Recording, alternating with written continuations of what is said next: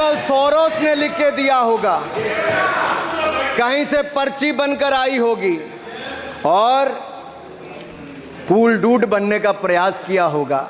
मैं इतना ही कहूँगा, कल जो चक्रव्यूह में फंसाने की बात कर रहे थे वो कर्ण को करना कह रहे थे, कृपाचार्य जी को कृपचाय बोल रहे थे। चलिए छोड़िए उसको। अध्यक्ष जी, कल तो ऐसा लग रहा था सदन के अंदर महाभारत पर इतना सारा ज्ञान दिया गया कि एक समय ऐसा लगा B.R. चोपड़ा के महाभारत के धारावाहिक का संगीत गूंजने लगा हो। और कहीं ना कहीं उन्होंने एक बार महाभारत पढ़ने के लिए फिर प्रेरित किया।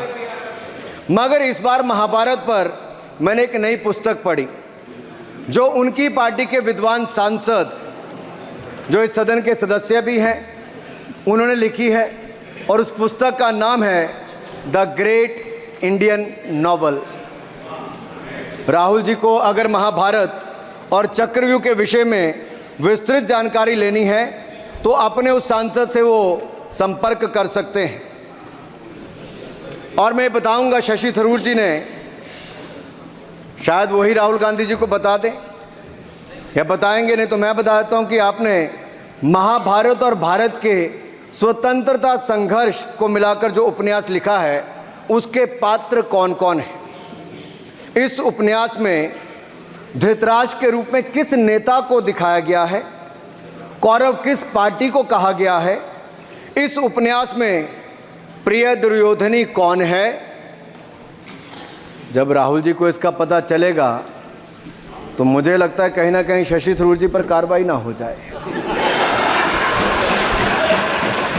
लेकिन क्या है साहब, ये लोग तो संविधान दिखाते थे, पढ़ते नहीं थे।